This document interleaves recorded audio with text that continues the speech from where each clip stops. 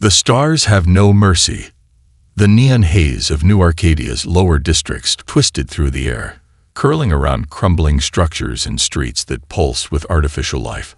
Above, the towering skyline of the city stretched toward the heavens, a place where only the elite could dwell, far removed from the filth below. Among the wreckage of forgotten machines and abandoned technology, Commander Elias Rourke moved with practiced ease, his boots crunching against shattered glass and rusted metal. The cold, sterile light of the hovering street drones cast flickering shadows as they scanned for signs of movement. He had spent years navigating the underbelly of human civilization, but tonight, something felt off. Something was watching him. A voice crackled in his earpiece. "Rourke, you sure this isn't another one of your bad ideas?" Elias smirked, gripping the modified sidearm holstered at his hip. "You say that like I've ever had a good one." His informant had been clear. A survivor had been found deep within the industrial graveyard, a woman with no known origin, discarded like garbage. The syndicate's enforcers had been seen combing the area, searching for something. Or someone. Elias had no idea what he was walking into, but if the syndicate was involved, it could only mean one thing: profit or death. A distant rumble echoed through the scrapyard as the wind picked up, carrying with it the scent of burning metal and electrical discharge. His cybernetic HUD scanned the area, highlighting broken machinery, radiation hotspots, and heat signatures. But there was something else, something not human. Then he heard it. A faint, ragged breath. His instincts screamed at him to turn back, to leave whatever mess this was behind. But he never had been good at listening to his better judgment. Elias moved swiftly, weaving through narrow corridors of rusting metal and shattered vehicles, until he reached the source of the sound. She was curled beneath a collapsed transport pod, her body half covered in dirt and debris. The metallic blue of her skin shimmered under the neon glow, her form unnaturally still. Blood, dark, almost black, streaked across her torn garments. Not human. His mind processed 1,000 scenarios, each one leading to the same conclusion. She wasn't just a discarded body, she was hunted. The woman's eyes flickered open, and Elias felt an immediate shift in the air. Silver. Not just silver, but glowing, swirling, like galaxies contained within their depths. "Help," she whispered, her voice laced with exhaustion. A distant explosion rocked the scrapyard, sending tremors through the ground. Elias's heart pounded as his HUD lit up with multiple hostile signatures inbound. The syndicate's hunters were closing in, and they weren't coming for scrap metal. He had seconds to decide. Logic dictated he leave. Self-preservation was the law of the underworld. You don't fight battles you can't win. You don't gamble with what you can't afford to lose. But then she looked at him again, and something in those alien eyes reminded him of the helplessness he had once felt as a child, abandoned on the streets, fighting for survival with nothing but rage and willpower. Elias exhaled sharply, muttering a curse. "All right, lady. Guess today's your lucky day." He reached out, grasping her wrist. Her skin was ice cold. Too cold. A sharp electric hum filled the air as the first syndicate drones appeared over the ridge. Their weapon systems powered up, scanning the wreckage for their target. Elias lifted the woman onto his shoulder, ignoring the sharp pain in his ribs as he sprinted toward his escape route. Plasma bolts tore through the air behind him, igniting the wreckage into an inferno. He darted between debris, using the chaos to his advantage. But they were gaining. The syndicate never let a target slip away. His fingers tapped the emergency beacon on his wrist. "Juno, if you're still monitoring comms, I need a ride. Now." Static. Then a voice filled with exasperation. "You're killing me, Rourke." "Where?" He slid behind a fallen cargo freighter, shielding himself from a fresh barrage of plasma fire. "The scrapyard. And bring the big guns." A moment later, the night sky split open as the roar of a starship's engines shook the district. Elias allowed himself a brief smirk as his modified dropship, the Valkyrie, descended like an avenging specter. Juno's voice rang through his earpiece. You better have a damn good reason for this. Elias glanced at the unconscious woman in his arms. No idea yet, but let's find out together. As the Valkyries' cannons unleashed hellfire on their pursuers, Elias leaped onto the ramp, the wind whipping against his face as the doors sealed shut. The syndicate had lost their prize, but Elias had just stolen something worth far more than he realized, and the universe would never be the same again. The price of mercy. The Valkyrie hummed as it cut through the atmosphere, leaving the blazing scrapyard behind. Inside, the ship's dim emergency lights flickered, casting jagged shadows along the steel walls. The acrid scent of scorched metal filled the air, mingling with the faint but unmistakable coppery tang of blood. Elias Rourke knelt beside the unconscious woman, his cybernetic HUD scanning her vitals. Her breathing was shallow, her body dangerously cold. Even for an alien, she shouldn't be this close to death. A low whistle came from the cockpit. You know, I was expecting a case of stolen syndicate weapons, maybe some black market tech. But this. Juno turned in her pilot's seat, arms crossed as she surveyed the strange woman. You always did have a thing for impossible problems, Rourke. Elias didn't look up. She was left to die. And he shot her a glare, his dark eyes sharp as blades. And that doesn't sit right with me. Juno sighed, running a hand through her short silver hair. You can't fix every broken thing in this galaxy, Elias. No, he admitted, but I can try. The Valkyrie's medical scanner beeped, breaking the silence. A new readout flashed on Elias's HUD. His brow furrowed. What the hell? The woman's body was repairing itself, not through any normal biological process, but through something else. Her damaged skin began to mend, fractures in her bones realigning, the bruises on her arms fading as if time itself was reversing. Juno stepped closer, narrowing her eyes. You seeing this? Yeah. Elias exhaled slowly. And I don't like it. Then her eyes snapped open. A name long forgotten. The alien woman gasped, lurching upright. Her silver irises gleamed in the dim light, scanning the room with something between fear and recognition. Where am I?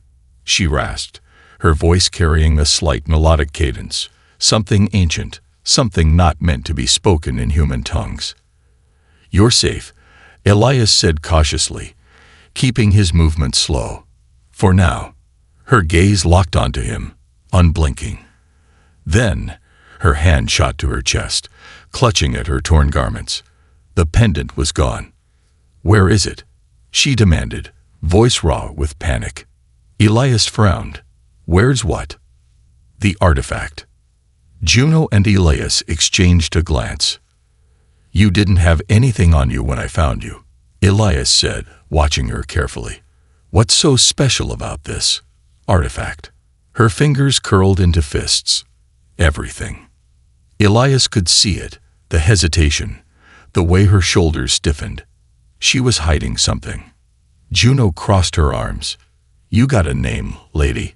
A flicker of emotion passed through her features. Hesitation, then something Elias couldn't quite name. Naya. It sounded incomplete, like there was more to it. A title or a name far longer than what she had given. Hunted across the stars. Elias stood, stretching his tense muscles. All right, Naya. You want to tell me why the syndicate was ready to turn a scrapyard into a war zone just to find you? Naya hesitated. Because they want what I have. The artifact. She nodded. Juno scoffed. Great.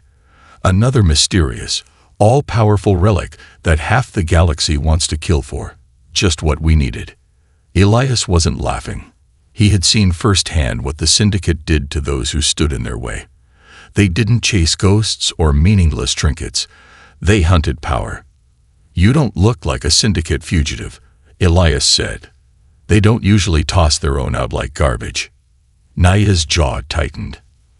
I wasn't one of them, she admitted. I was something worse. A chill crept up Elias's spine. Worse how? Her silver eyes met his, filled with something dark and burdened by the weight of a past she had not chosen. I was one of the ascended, the ghost of a forgotten empire. The words hit Elias like a freight train. He had heard the name only in whispers, in stories passed through the black markets and hidden corners of the galaxy. The Ascended, a race that had vanished centuries ago, believed to be extinct. They were said to possess technology so advanced it was indistinguishable from magic. But if that was true, if Naida was one of them, "You should be dead," Juno muttered, as if speaking the very thought Elias had been wrestling with.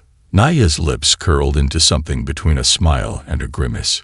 "Believe me, I almost was." Elias took a step back, running a hand through his hair. This was no longer a simple rescue. This was a nightmare. "You don't know what you've just pulled into your ship, Orc," Naida said softly. "You don't know what's coming." Outside the cockpit, an alarm blared. An incoming transmission. Juno spun back toward the control panel. "We've got a problem." Elias moved to the cockpit, jaw tightening as the screen flickered to life. A cold, familiar face appeared. Captain Malric of the Syndicate. Elias had crossed paths with him before. Malric was a fixer, a man who had long since abandoned his humanity in favor of cybernetic enhancements that made him faster, stronger, and deadlier than any normal man. His voice was a mechanical purr, laced with cruelty. "Commander Rourke, how long has it been?" 5 years. 6. Imagine my surprise when I received a report that you'd stolen something very valuable. Elias didn't blink. "Hate to break it to you, Malric, but I don't recall stealing anything." Malric's smile was a knife's edge. "The girl. Give her to me, and I'll consider letting you live." Naya's fingers dug into the chair's armrest. Her breath was quick, controlled, but Elias could sense the terror in her body language. Juno muttered, "We can't outrun him forever, Elias. You know that." Elias leaned back in his seat, letting his smirk return. "Tell me something, Malric. If she was just another stray, why are you so desperate to get her back?" The captain's expression darkened. "You don't know what you've just done." The transmission cut. The screen went dark. Then, alarms blared. "No more running." Juno swore. "Multiple syndicate ships incoming. 5 of them." Elias exhaled, eyes burning with cold determination. He had gotten too deep into this mess to turn back now. "All right then," he murmured, gripping the ship's manual override.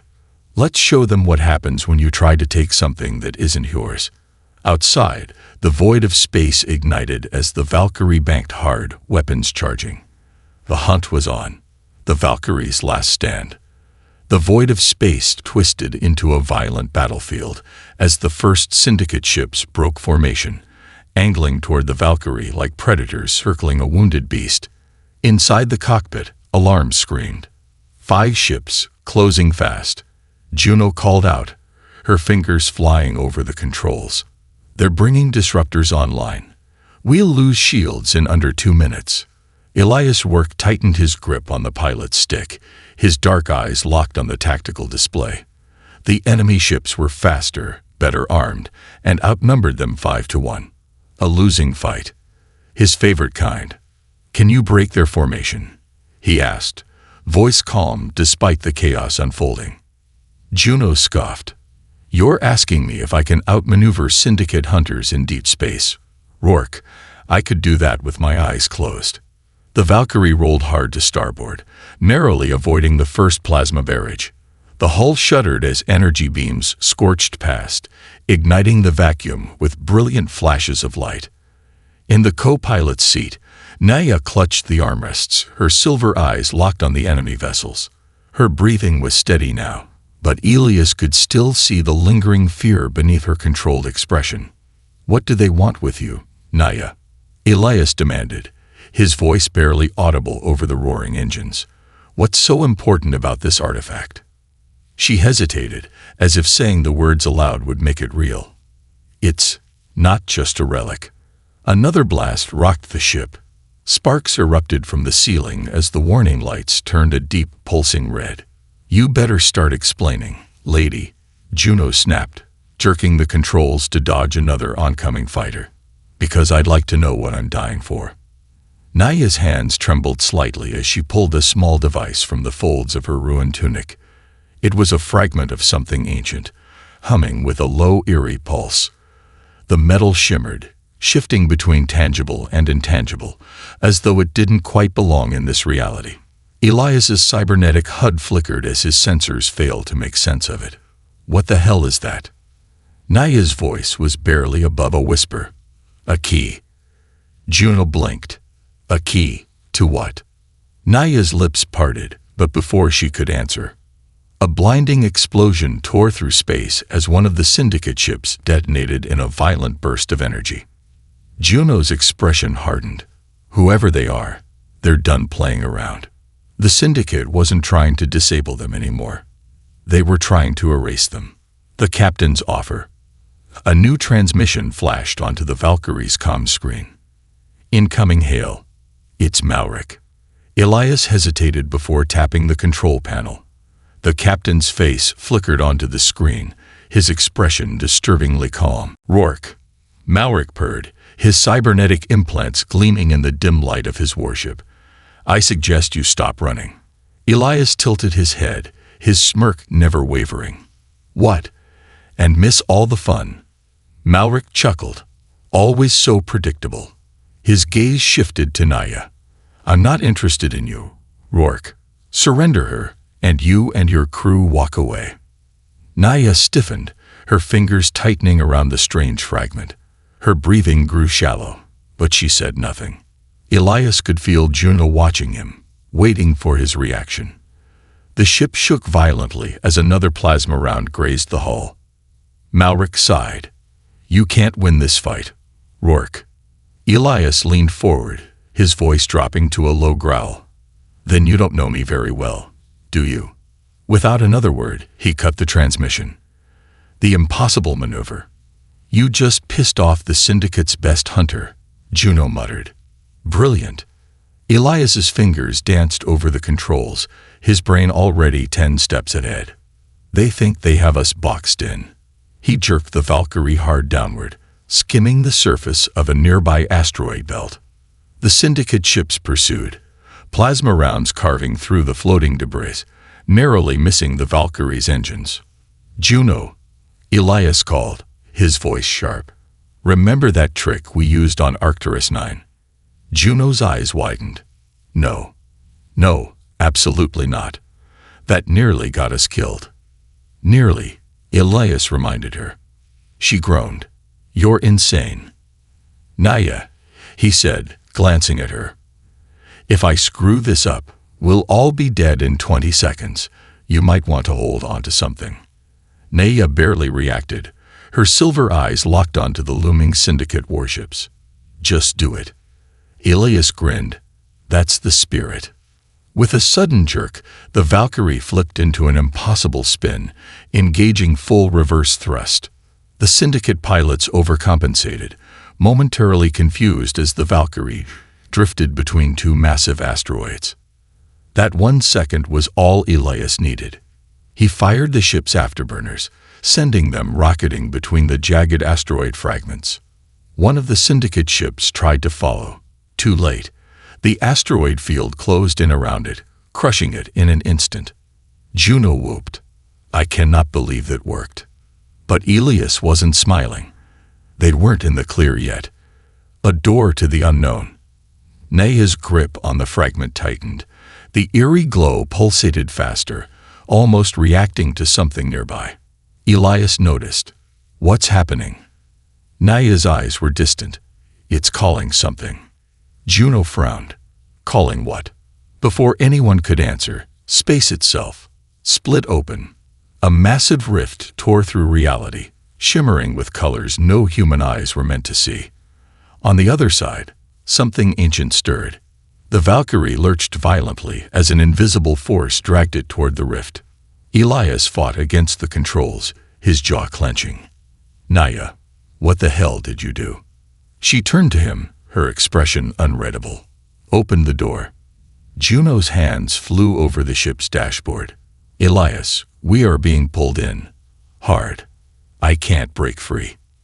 On the comms, Malric's voice crackled to life. You absolute fools, he hissed. You don't even know what you've unleashed. The rift expanded, its gravitational force tearing apart the asteroid belt. The Syndicate warships scrambled to escape. Too late. One by one, they were sucked into the unknown. The Valkyrie's systems screamed warnings. Elias exhaled sharply. Strap in, everyone. Juno looked at him, her eyes wide. Are we seriously going in there? He met her gaze with a smirk that masked his uncertainty. No choice now, is there? Naya whispered something in a language Elias didn't recognize. Then, the rift swallowed them whole. And the universe ceased to exist. The rift beyond reality. The Valkyrie was weightless, not in the way a ship felt when drifting through deep space, but in a way that defied physics entirely. Elias' work gritted his teeth, gripping the controls, but there was nothing to steer, nothing to hold on to. The ship wasn't flying anymore. It was falling. The rift had swallowed them whole, and now they were somewhere else. The view outside the cockpit defied explanation. A vast, swirling expanse stretched in all directions, colors that didn't exist in normal space, flickering and shifting like the auroras of dying stars. Fragments of worlds, shattered moons, and unfamiliar constructs drifted aimlessly, as if they had been caught in the current of a cosmic river. The ship's instruments went berserk. Juno, tell me you have some kind of readout on this place. Juno's fingers flew over the controls, her silver hair damp with sweat. I have nothing, Rourke. Literally nothing. She slammed her fist against the console in frustration. No coordinates, no mass readings. Hell, we don't even have a star map. I don't know where the hell we are. Elias cursed under his breath. Behind them, Naya sat perfectly still, her silver eyes locked onto the shifting horizon beyond the viewport. She wasn't panicking. She wasn't confused. She was waiting. Elias turned to her, his patience fraying. You know something. What is this place? Naya blinked, as if waking from a trance. The void. Juno made a strangled sound. Oh great, just what I needed. An ancient, mysterious death realm. Should have just stayed in bed today. Elias ignored her. Explain. Naya hesitated, then finally spoke. This is where broken things go. Elias frowned. Broken things. Her gaze was distant. Worlds. Time. People. A low hum filled the cockpit, a deep vibration that seemed to resonate through their bones. Outside, the swirling colors began to take shape, coalescing into something vast and terrible. A city, or what was left of one. Towering spires, some collapsed and others suspended in midair, loomed over an endless abyss. Bridges led to nowhere, floating roads twisted into impossible angles, and in the distance, a sun burned with a light that flickered, as if struggling to exist. Juno's voice was hushed. That's a city. An entire city just floating in this, whatever this place is. Naya nodded. It was once known as Luthrace, a stronghold of my people. Elias narrowed his eyes. Your people. The Ascended. Naya's grip tightened around the fragment in her hands. Yes. This was one of their last great cities, and it was lost here, swallowed by the rift, just like us. The realization hit hard. They weren't the first to be trapped here, and they wouldn't be the last. Whispers in the dark. The Valkyrie descended, drawn toward the ruins as if guided by an invisible hand. The ship shuddered, resisting the pull, but whatever force existed in this place was stronger. Elias clenched his jaw. We're landing, whether we like it or not. Juno muttered. Just once, I'd like to land somewhere that doesn't scream instant death. As soon as the ship touched down, the hum in the air grew stronger. Then, the whispers began. Not words, exactly. Not sounds. Thoughts. Elias's head snapped up, his heartbeat quickening. The air thickened around them, pressing against his skull like something alive. Juno flinched, rubbing her temples. Okay, definitely not normal. Elias turned to Naya. What is that? Her silver eyes darkened. The echoes. He didn't like the way she said it. A city of the dead. The ramp lowered, steam hissing as the Valkyrie's atmospheric seal adjusted to the strange environment.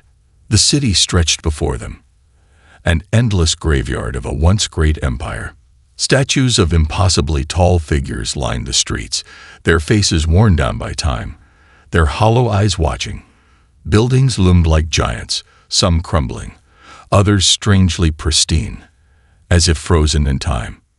Juno shuddered. This place feels wrong. Elias agreed. Naya, however, moved as if she belonged. She knew this place. Elias followed her lead, gripping his weapon as he scanned their surroundings.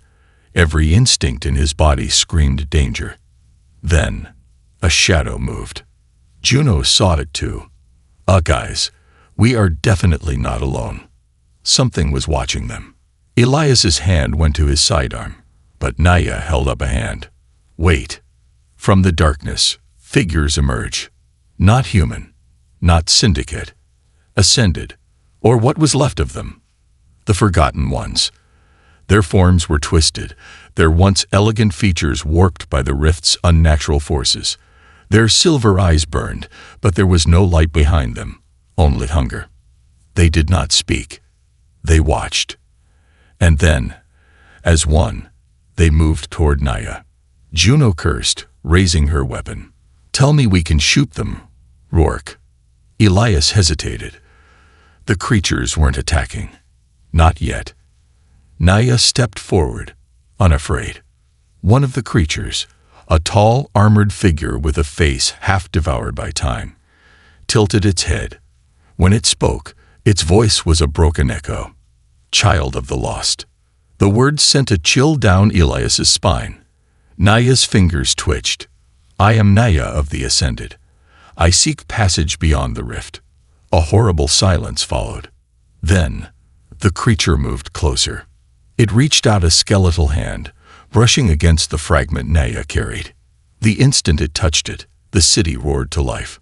Buildings shook, the air cracked with energy, and the sun above them flared like an exploding star. Juno staggered back. Oh, that is not good. Elias grabbed Naya. What did you do? She looked up at him, and for the first time, there was fear in her silver eyes. I woke it up. A deafening howl echoed across the ruins, and the forgotten dead came for them.